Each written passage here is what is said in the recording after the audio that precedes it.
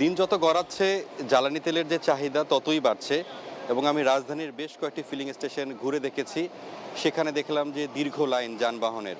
আর আমি এখন যে বিজয় সরণি এলাকার যে ফিলিং স্টেশনের সামনে আছি, আপনি হয়তোবা আপনাকে দেখানোর চেষ্টা করব যে আমার পিছে যে কত দীর্ঘ লাইন লক্ষ্য করা যাচ্ছে।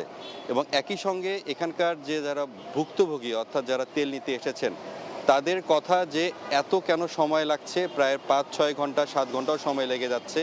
এবং অনেক সময় আমি দেখেছি যে যারা মিনি ট্রাকগুলো এখানে তেল নেওয়ার জন্য এসেছে তারা নাকি গতকাল রাতে অর্থাৎ রাত ৮টা থেকে নাকি এখানে লাইনে দাঁড়িয়েছিলেন, এখন পর্যন্ত তারা তেল পাননি। এই যে একটি ভোগান্তি এবং তাদের যে বিড়ম্বনার মধ্যে তারা পড়ছেন, এইটি থেকে তারা সমাধান চাচ্ছেন।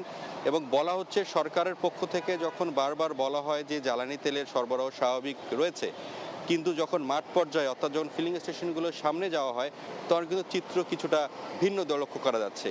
এবং একই সঙ্গে সরকার কিন্তু সর্বোচ্চ চেষ্টা করছে এবং খোলা বাজারেও যে তেল বিক্রির যে প্রবণতা আমরা দেখেছি এবং ভ্রাম্যমাণ আদালতও কিন্তু বসানো হয়েছে রাজধানী সহ দেশের বিভিন্ন জায়গায়, যাতে কেউ যাতে মজুত না করে সেই বিষয়টি কিন্তু নজরদারির মধ্যে রেখেছে। তবে এখনকার যে বাস্তবতা আমি যেটি দেখেছি যে যেভাবে দিনকে দিন জ্বালানি তেলের জন্য ফিলিং স্টেশনের সামনে যে দীর্ঘ লাইন লক্ষ্য করা যাচ্ছে তা আসলে শেষ কবে হবে সেটি একটি দেখার বিষয়।